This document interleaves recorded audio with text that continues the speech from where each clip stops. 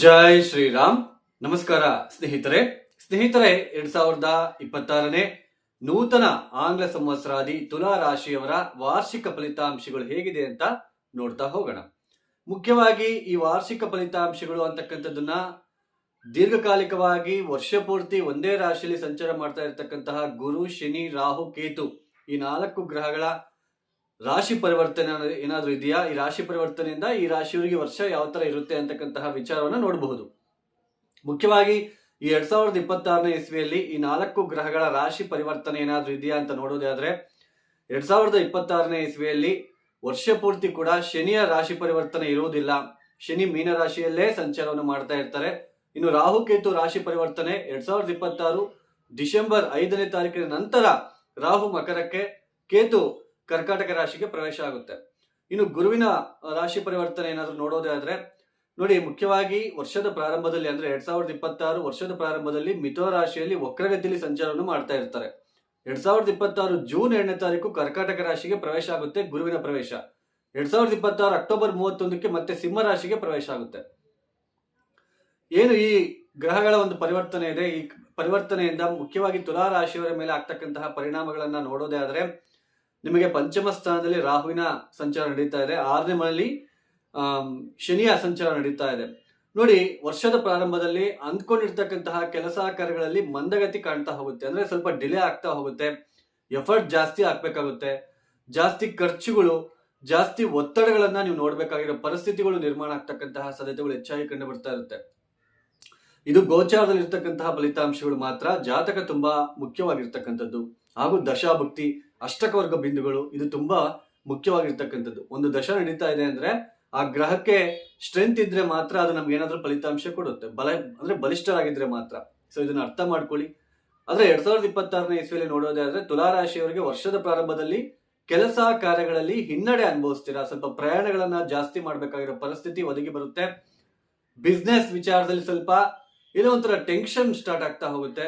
ಕೆಲಸ ಕಾರ್ಯಗಳಲ್ಲಿ ನಾನು ಅಂದ್ಕೊಂಡಂಗೆ ಆಗ್ತಾ ಇಲ್ವಲ್ಲ ಅಂತಕ್ಕಂತಹ ಒಂದು ಭಾವನೆ ಕೂಡ ನಿಮ್ಮಲ್ಲಿ ಕ್ರಿಯೇಟ್ ಆಗೋದಕ್ಕೆ ಚಾನ್ಸಸ್ ಇರುತ್ತೆ. ಆದ್ರೆ ಮಾರ್ಚ್ ತಿಂಗಳಿನಿಂದ ಈ ಜೂನ್ ತಿಂಗಳಿನ ತನಕ, ಈ ಮಾರ್ಚ್, ಏಪ್ರಿಲ್, ಮೇ, ಜೂನ್ ಈ 4 ತಿಂಗಳ ಕಾಲ, ಜೂನ್ 2ನೇ ತಾರೀಕಿನ ತನಕ ಸ್ವಲ್ಪ ಪರಿಸ್ಥಿತಿಗಳು ನಿಮಗೆ ಅನುಕೂಲಕ್ಕೆ, ನನಗೆ ಅನುಕೂಲ ಆಗ್ತಾ ಇದೆ ಅಂತಕ್ಕಂತಹ ಭಾವನೆ ನಿಮಗೆ ಒದಗಿ ಬರುತ್ತೆ. ಅಂದ್ರೆ ಪರಿಸ್ಥಿತಿಗಳು ನಿಮ್ಮ ಕಡೆನೆ ವಾಲುತ್ತೆ ಅಂತಕ್ಕಂಥದ್ದು. ನೀವು ಅಂದ್ಕೊಂಡಿರೋ ಕೆಲಸ ಕಾರ್ಯಗಳು ಸ್ವಲ್ಪ ಚುರುಕಾಗಿ ನಡೆಯುತ್ತೆ. ವಿದ್ಯಾರ್ಥಿಗಳು ಓದಿನಲ್ಲಿ ಮುಂದೆ ಬೀಳ್ತಕ್ಕಂಥದ್ದು, ಮುಂದುವರಿತಕ್ಕಂಥದ್ದು, ಒಳ್ಳೆ ಕಾಲೇಜಿನಲ್ಲಿ ಸೀಟ್ ಸಿಗ್ತಕ್ಕಂಥದ್ದಾಗಿರ್ಬೋದು. ಆಮೇಲೆ ಮುಖ್ಯವಾಗಿ ಆಸ್ತಿ ವಿಚಾರದಲ್ಲಿ ಏನಾದ್ರೂ ಕಲಹಗಳಿದ್ರೆ ಅದು ಕಡಿಮೆ ಆಗ್ತಕ್ಕಂಥದ್ದು. ಸೊ ಮತ್ತೆ ವ್ಯಾಪಾರದಲ್ಲಿ ಏನಾದ್ರೂ, ಬಿಸ್ನೆಸ್ ಅಲ್ಲಿ ಅಥವಾ ವ್ಯಾಪಾರದಲ್ಲಿ ಏನು ನಾನು ಇಷ್ಟ ದಿನ ಅನ್ಕೊಂಡಿದ್ದೆ ಅದು ಆಗ್ತಾ ಇಲ್ಲ ಅಂತ ಏನ್ ನೋವು ಪಡ್ತಾ ಇರ್ತೀರಲ್ವಾ, ಅದು ಈ ಸಮಯದಲ್ಲಿ ಸ್ವಲ್ಪ ಹಣಕಾಸಿನ ವಿಚಾರದಲ್ಲಿ ಸ್ವಲ್ಪ ಮುಂದುವರಿತಕ್ಕಂಥದ್ದು, ಸ್ವಲ್ಪ ಪ್ರಯಾಣಗಳನ್ನ ಜಾಸ್ತಿ ಮಾಡ್ತಕ್ಕಂಥದ್ದು, ಈ ತರ ಸಿಚುಯೇಷನ್ ಸ್ವಲ್ಪ ಜೂನ್ ತನಕ ಇರುತ್ತೆ.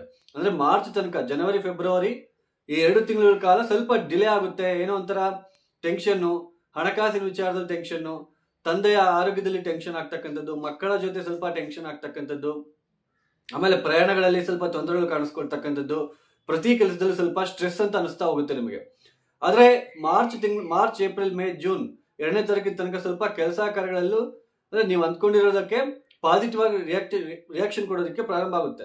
ನಾನು ಅಂದ್ಕೊಂಡಾಗ ಕೆಲಸ ಕಾರ್ಯಗಳು ಸ್ವಲ್ಪ ಮುಂದಕ್ಕೆ ಹೋಗ್ತಾ ಇದೆ, ಪರವಾಗಿಲ್ಲ ಅಂತ ಒಂದು ಭಾವನೆ ಹುಟ್ಟುತ್ತೆ. ಸ್ವಲ್ಪ ಪರವಾಗಿಲ್ಲಪ್ಪ, ಚೆನ್ನಾಗಿ ಆಗ್ತಾ ಇದೆ, ಸ್ವಲ್ಪ ನಾನು ಅಂದ್ಕೊಂಡಂಗೆ ಮುಂದುವರಿತಾ ಇದೀವಿ ಅಂತಕ್ಕಂತಹ ಒಂದು ಭಾವನೆ ನಿಮ್ಮಲ್ಲಿ ಬರ್ತಾ ಹೋಗುತ್ತೆ. ವ್ಯಾಪಾರದಲ್ಲಿ ಇರ್ತಕ್ಕಂಥವ್ರಿಗೂ ಕೂಡ ಸಾಕಷ್ಟು ಉತ್ತಮವಾದ ಪ್ರಗತಿಯನ್ನು ನೀವು ನೋಡಬಹುದು. ಆದ್ರೆ 2026 ಜೂನ್ 2ನೇ ತಾರೀಕು ಯಾವಾಗ ಗುರು ಕರ್ಕಾಟಕ ರಾಶಿಗೆ ಪ್ರವೇಶ ಆಗುತ್ತೋ ಅಲ್ಲಿಂದ ಮತ್ತೆ 2026 ಅಕ್ಟೋಬರ್ 31 ತನಕ ಉದ್ಯೋಗದಲ್ಲಿ ಸಾಕಷ್ಟು ಏರುಪೇರು ಮತ್ತು ಬದಲಾವಣೆಗಳನ್ನ ನೋಡ್ತಕ್ಕಂತಹ ಸಾಧ್ಯತೆ ಇರುತ್ತೆ. ಅಂದ್ರೆ ಉದ್ಯೋಗ ಯಾರೆಲ್ಲ ನೀವು ಹುಡುಕ್ತಾ ಇದ್ದೀರಾ, ಹೊಸ ಉದ್ಯೋಗ, ನಾನು ಜಾಬ್ ಚೇಂಜ್ ಮಾಡ್ಬೇಕು ಅನ್ಕೊಳ್ತಾ ಇದ್ದೀರಾ, ಜಾಬ್ ಏನೋ ಸಿಗುತ್ತೆ 100%, ಬಟ್ ಸ್ಯಾಲ್ರಿ ಕಡಿಮೆ. ನೀವು ಎಕ್ಸ್ಪೆಕ್ಟ್ ಏನ್ ಮಾಡಿರ್ತೀರಾ ಅದು ಸ್ಯಾಲ್ರಿ ಕಡಿಮೆ ಇರುತ್ತೆ. ಅಂದ್ರೆ ಕಷ್ಟ ಜಾಸ್ತಿ, ಪ್ರತಿಫಲ ಕಡಿಮೆ. ಮತ್ತೆ ಉದ್ಯೋಗ ಮಾಡ್ತಕ್ಕಂತಹ ಸ್ಥಳದಲ್ಲಿ, ಆಲ್ರೆಡಿ ಉದ್ಯೋಗ ಮಾಡ್ತಾ ಇರ್ತಕ್ಕಂಥವ್ರಿಗೂ ಕೂಡ ಉದ್ಯೋಗ ಮಾಡ್ತಾ ಇರ್ತಕ್ಕಂತಹ ಸ್ಥಳದಲ್ಲಿ ಸಾಕಷ್ಟು ಕಿರುಕುಳ ಅಥವಾ ಸ್ವಲ್ಪ ತೊಂದರೆಗಳು, ನಿಮ್ಮ ಮೇಲೆ ಸ್ವಲ್ಪ ಏನಾದ್ರು ಈ ತರ ಆ ತರ ಅಂತ ಚಾಡಿ ಹೇಳ್ತಕ್ಕಂಥವ್ರ ಸಂಖ್ಯೆ ಹೆಚ್ಚಾಗ್ತಕ್ಕಂಥದ್ದು, ಸ್ವಲ್ಪ ಒತ್ತಡ ಪೂರ್ವಕವಾಗಿರ್ತಕ್ಕಂತಹ ಸ್ಥಿತಿಗತಿಗಳು ನಿರ್ಮಾಣ ಆಗ್ತಾ ಹೋಗುತ್ತೆ. ಸ್ವಲ್ಪ ಮನೆಯಲ್ಲೂ ಕೂಡ ವಿಶ್ರಾಂತಿ ಇಲ್ಲದೆ ಇರ್ತಕ್ಕಂಥದ್ದು, ಯಾರಿಗಾದ್ರೂ ಆರೋಗ್ಯದಲ್ಲಿ ವ್ಯತ್ಯಾಸಗಳು ಉಂಟಾಗ್ತಕ್ಕಂಥದ್ದು, ಈ ತರ ಸ್ವಲ್ಪ ಸಿಚುಯೇಷನ್ಗಳು ಜಾಸ್ತಿ ನಿಮಗೆ ಕಾಣೋದಕ್ಕೆ ಪ್ರಾರಂಭ ಆಗುತ್ತೆ. ಅಂದ್ರೆ ಜನವರಿ ಫೆಬ್ರವರಿ ಒಂಥರ, ಮತ್ತೆ ಮಾರ್ಚ್ ನಿಂದ ಜೂನ್ 8ನೇ ತಾರೀಕು ಒಂದ್ ಸ್ವಲ್ಪ ಒಂಥರ, ಮತ್ತೆ ಜೂನ್ ಇಂದ ಅಕ್ಟೋಬರ್ ತನಕ ಒಂದ್ ಸ್ವಲ್ಪ ಒಂಥರ. ಸ್ವಲ್ಪ ಉದ್ಯೋಗದಲ್ಲಿ ಏರಿಳಿತಗಳು, ಅಪ್ಸ್ ಅಂಡ್ ಡೌನ್ಸ್, ಮತ್ತೆ ಆಮೇಲೆ ಮನೆ ವಿಚಾರದಲ್ಲಿ ತೊಂದರೆಗಳಾಗಿರ್ಬೋದು, ಮನೆ ಕಡೆ ಸ್ವಲ್ಪ ಏನಾದ್ರು ಸ್ವಲ್ಪ ತೊಂದರೆಗಳಾಗ್ತಕ್ಕಂಥದ್ದು. ನನಗೆ ಇಷ್ಟ ಇಲ್ಲಪ್ಪ ಆ ಊರಿಗೂ ಕೆಲಸ ಮಾಡೋದಕ್ಕೆ, ಅಲ್ಲೇ ಕೆಲ್ಸಕ್ಕೆ ಹಾಕಿದಾರೆ ನನ್ನನ್ನ ಅಂತ, ಅಂದ್ರೆ ಇಷ್ಟವಿಲ್ಲದ ಊರಿಗೆ ಟ್ರಾನ್ಸ್ಫರ್ ಆಗ್ತಕ್ಕಂಥದ್ದು. ಇಷ್ಟ ನಿಮಗೆ ಇಷ್ಟನೇ ಇರೋದಿಲ್ಲ, ಆ ಊರು ಏನು ಊರು ಏನೋ, ಈ ತರ ಭಾವನೆ ಬರ್ತಕ್ಕಂಥದ್ದು.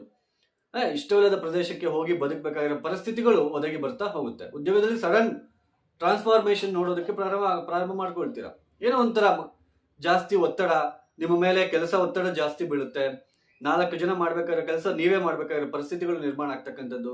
ಈ ತರ ಸಿಚುಯೇಷನ್, ಕಷ್ಟ ಜಾಸ್ತಿ, ಪ್ರತಿಫಲ ಕಡಿಮೆ. ಸೊ ಈ ತರ ಇರುತ್ತೆ. ಆದ್ರೆ ನವೆಂಬರ್ ಡಿಸೆಂಬರ್ ತಿಂಗಳಲ್ಲಿ ಮತ್ತೆ ನಿಮಗೆ ಪರಿಸ್ಥಿತಿಗಳು ಅನುಕೂಲಕ್ಕೆ ಬರ್ತಾ ಹೋದ್ರೂ ಕೂಡ, ಡಿಸೆಂಬರ್ 5ನೇ ತಾರೀಕು ಕೇತುವಿನ ಒಂದು ಕರ್ಕಾಟಕ ರಾಶಿಗೆ ಯಾವಾಗ ಪ್ರವೇಶ ಆಗುತ್ತೋ, ಮತ್ತೆ ಉದ್ಯೋಗದಲ್ಲಿ ಸಾಕಷ್ಟು ಅಪ್ಸ್ ಅಂಡ್ ಡೌನ್ಸ್ ನೀವು ನೋಡ್ತೀರಾ. ಇರ್ತಕ್ಕಂತಹ ಸ್ಥಾನ ಪರಿವರ್ತನೆ, ಸ್ಥಾನ ಬದಲಾವಣೆಗಳಾಗ್ತಾ ಹೋಗುತ್ತೆ. ಇರ್ತಕ್ಕಂತಹ ಒಳ್ಳೆಯ ಪ್ರದೇಶದಿಂದ ಯಾವುದೋ ಒಂದು ಪ್ರದೇಶಕ್ಕೆ ಹೋಗಿ ಬದುಕಬೇಕಾಗಿರೋ ಪರಿಸ್ಥಿತಿಗಳು ನಿರ್ಮಾಣ ಆಗ್ತಕ್ಕಂಥದ್ದು. ನವೆಂಬರ್ ತಿಂಗಳು ಗುರುಬಲ ಬಂದಿರುತ್ತೆ. ನವೆಂಬರ್ ತಿಂಗಳು ಪೂರ್ತಿ ಸ್ವಲ್ಪ ಪರವಾಗಿಲ್ಲ, there is no problem. But ಈ ಡಿಸೆಂಬರ್ 5ನೇ ತಾರೀಕು ನಂತರ ಕರ್ಕಾಟಕ ರಾಶಿಗೆ ಕೇತುವಿನ ಪ್ರವೇಶ ಆಗ್ತಾ ಇರೋದ್ರಿಂದ ಸ್ವಲ್ಪ ಉದ್ಯೋಗದಲ್ಲಿ ಸಡನ್ ಅಪ್ಸ್ ಅಂಡ್ ಡೌನ್ಸ್ ನೀವು ನೋಡ್ತೀರಾ. Sudden changes in your job life. So ಮತ್ತೆ ಮನೆ ಕಟ್ಟೋದು ಇದೆಲ್ಲನೂ ಕೂಡ ವಿಳಂಬ ಆಗುತ್ತೆ. ಸ್ವಲ್ಪ ನೀವು ಅಂದ್ಕೊಂಡಿರೋ ಕೆಲಸ ಕಾರ್ಯಗಳಲ್ಲಿ ಹಿನ್ನಡೆಯನ್ನ ನೀವು ನೋಡ್ತಾ ಹೋಗ್ತೀರಾ. ಯಾವಾಗ? June, July, August, September, October ತನಕ. ಆಮೇಲೆ ಖರ್ಚುಗಳು ಜಾಸ್ತಿ, ಇದೆಲ್ಲನೂ ಕೂಡ ಜಾಸ್ತಿ ಇರುತ್ತೆ. ಸ್ವಲ್ಪ ಖರ್ಚುಗಳು ಇದೆಲ್ಲನೂ ಕೂಡ ನೀವು ನೋಡೋದಕ್ಕೆ ಅನುಕೂಲ ಆಗ್ತಕ್ಕಂಥದ್ದು. ಅಂದ್ರೆ ಸಾರಿ, ಈ ಖರ್ಚುಗಳನ್ನ ನೀವು ಜಾಸ್ತಿ ಹೆಚ್ಚು ನೋಡ್ತೀರಾ ಅಂತ ಅರ್ಥ. ಯಾವುದೇ ಒಂದು ಕೆಲಸಕ್ಕೆ ಕೈ ಹಾಕಿದ್ರು ಅದು ಸ್ವಲ್ಪ ಖರ್ಚಿನಿಂದ ಜಾಸ್ತಿನೇ ಆಗ್ಬೇಕು. ಅಂದ್ರೆ ಆ ಕೆಲಸ ಮುಗಿಬೇಕು ಅಂದ್ರೆ ಖರ್ಚು ಜಾಸ್ತಿ ನೀವು ಹಾಕ್ಬೇಕಾಗುತ್ತೆ, ಖರ್ಚು ಜಾಸ್ತಿ ಮಾಡ್ಬೇಕಾಗುತ್ತೆ. ಈ ತರ ಸ್ವಲ್ಪ ಪರಿಸ್ಥಿತಿಗಳು ತುಲಾರಾಶಿಯವರಿಗೆ ಕಂಡು ಬರ್ತಾ ಇರುತ್ತೆ. ಉದ್ಯೋಗದಲ್ಲಿ ಅವಸರ ಬೇಡ. ಉದ್ಯೋಗದಲ್ಲಿ ದಯವಿಟ್ಟು ಅವಸರ ಮಾಡ್ಕೊಳ್ಳೋದಕ್ಕೆ ಹೋಗ್ಬೇಡಿ. ಇರೋ ಕೆಲಸನ ಬಿಟ್ಟು ಮತ್ತೊಂದು ಕೆಲಸಕ್ಕೆ ಹೋಗ್ತೀನಿ ಅಂತಂದ್ರೆ ಸ್ವಲ್ಪ ಎಫರ್ಟ್ ಜಾಸ್ತಿ ಹಾಕ್ಬೇಕಾಗುತ್ತೆ, ಸ್ವಲ್ಪ ಟೆನ್ಷನ್ ತಗೋಬೇಕಾಗುತ್ತೆ. ಇಲ್ಲ ಅಂದ್ರೆ ಕೆಲಸನ ಕಳ್ಕೋಬೇಕಾಗುತ್ತೆ. ಆಮೇಲೆ ದಶಮ ಸ್ಥಾನಕ್ಕೆ ಗುರು ಬರ್ತಾ ಇದಾರಲ್ವಾ, ಅಷ್ಟಕವರ್ಗ ಬಿಂದುಗಳು ನಿಮ್ಮ ಜಾತಕದಲ್ಲಿ ಅವರು ಆ ಸ್ಥಾನಕ್ಕೆ ಬರ್ತಾ ಇದಾರೆ ಅಂದ್ರೆ, ಈಗ 12 ನಿಮ್ಮ ಜಾತಕದಲ್ಲಿ 12 ಮನೆ ಇದೆ. ಮೇಷರಾಶಿ, ವೃಷಭ, ಮಿಥುನ, ಹಿಂಗೆ ಒಂದೊಂದು ರಾಶಿಗೂ ಒಂದೊಂದು ಪ್ಲಾನೆಟ್ ಇಷ್ಟಿಷ್ಟು ಬಿಂದುಗಳು ಅಂತ ಕೊಟ್ಟಿರ್ತಾರೆ. ಆ ಗ್ರಹ ಅಲ್ಲಿಗೆ ಬಂದ ತಕ್ಷಣ ಅದು ಅಷ್ಟಕವರ್ಗ ಬಿಂದುಗಳು ಕಡಿಮೆ ಇದ್ರೆ ಅದು ಗ್ರಹ ಸ್ಥಿತಿ ಬಲಹೀನ ಸ್ಥಿತಿಯಲ್ಲಿ ಇರುತ್ತೆ. ಆ ಗ್ರಹ ಕೊಡ್ಬೇಕಾಗಿರೋ ಫಲಿತಾಂಶ ಕೊಡೋದಿಲ್ಲ. ಸೊ ದಶಮ ಸ್ಥಾನದಲ್ಲಿ ಗುರು ಬಂದಿದ್ದಾರೆ, ಅಲ್ಲಿ ಅಷ್ಟಕವರ್ಗ ಬಿಂದುಗಳು 0, 1, 2, 3 ಏನಾದ್ರು ಕೊಟ್ಟಿದ್ರೆ ಉದ್ಯೋಗದಲ್ಲಿ ಸಾಕಷ್ಟು ಏರುಪೇರು, ಸಾಕಷ್ಟು ತೊಂದರೆಗಳನ್ನು ನೀವು ನೋಡ್ತೀರಾ. ಅದೇ 4, 5, 6 ಅಷ್ಟಕವರ್ಗ ಬಿಂದುಗಳು ಕೊಟ್ಟಿದ್ರೆ ಸ್ವಲ್ಪ ಪರಿಸ್ಥಿತಿಗಳು ಉತ್ತಮವಾಗಿರುತ್ತೆ ಅಂತಾನೆ ಹೇಳಬಹುದು. ಒಟ್ಟಾರೆಯಾಗಿ ತುಲಾರಾಶಿಯವರಿಗೆ ಸ್ವಲ್ಪ ಮಿಶ್ರ ಫಲಿತಾಂಶಗಳು ಗೋಚರ ಆಗ್ತಾ ಇರುತ್ತೆ. ಈ ತುಲಾರಾಶಿಯವರು ತಪ್ಪದೆ, ಆಮೇಲೆ ಬಿಸ್ನೆಸ್ ವಿಚಾರದಲ್ಲಿ ಜಾಗ್ರತೆ, ಇನ್ವೆಸ್ಟ್ಮೆಂಟ್ ಮಾಡ್ಬೇಕಾದ್ರೆ ಹುಷಾರು, ಅವಸರ ಮಾಡ್ಕೊಂಡು, ಯಾಕಂದ್ರೆ ಪಂಚಮ ಸ್ಥಾನದಲ್ಲಿ ರಾಹು ಇದ್ದಾರೆ, ಹಣವನ್ನು ನಷ್ಟ ಮಾಡ್ಕೊಂಡ್ಬಿಡ್ತೀರಾ, ಸ್ವಲ್ಪ ಹುಷಾರಾಗಿರಿ. ಸೊ ಈ ತುಲಾರಾಶಿಯವರು ಮಾಡ್ಬೇಕಾಗಿರೋ ಕೆಲಸ ಏನಪ್ಪಾ ಅಂತಂದ್ರೆ, ನೋಡಿ, ಕಾಳಿಕಾ ದೇವಿಯನ್ನ ಹೆಚ್ಚಾಗಿ ನೀವು ಆರಾಧನೆ ಮಾಡೋದಕ್ಕೆ ಪ್ರಯತ್ನ ಮಾಡಿ. ಸ್ವಲ್ಪ ದಕ್ಷಿಣಾಮೂರ್ತಿಗೆ ವಿಶೇಷವಾಗಿ ರುದ್ರ ಅಭಿಷೇಕಗಳನ್ನ ಮಾಡಿಸ್ತಕ್ಕಂಥದ್ದು, ಲಡ್ಡುವನ್ನ ಗುರುವಾರ ಸ್ವಲ್ಪ ನೀವು ಹಂಚ್ತಕ್ಕಂಥದ್ದು, ಸಿಂಧೂರವನ್ನ ಹಣೆಗೆ ಹಚ್ಕೊಳ್ತಕ್ಕಂಥದ್ದು ಸ್ವಲ್ಪ ನೀವು ಮಾಡಬೇಕಾಗಿರೋ ಕೆಲಸ. ಸೊ ಯಾರೆಲ್ಲ ವಿಡಿಯೋನ ನೋಡ್ತಾ ಇದ್ದೀರಾ, ಲೈಕ್ ಮಾಡಿ, ಶೇರ್ ಮಾಡಿ, ಸಬ್ಸ್ಕ್ರೈಬ್ ಮಾಡ್ಕೊಳ್ಳಿ. ಹಾಗೂ ಯಾರಿಗಾದ್ರೂ ಆಸ್ಟ್ರಾಲಜಿ ಕನ್ಸಲ್ಟೇಷನ್ ಬೇಕು ಅಂತಂದ್ರೆ ಡಿಸ್ಪ್ಲೇ ಆಗ್ತಿರೋ ನಂಬರ್ಗೆ ನೇರವಾಗಿ ಕರೆಯನ್ನು ಮಾಡಿ. ಇನ್ನು ಈ ವಿಡಿಯೋನ ಮುಕ್ತಾಯ ಮಾಡ್ತಾ ಇದ್ದೇನೆ. ಸರ್ವೇ ಜನ ಸುಖಿನೋ ಭವಂತು. ಧನ್ಯವಾದಗಳು. ಜೈ ಶ್ರೀರಾಮ್.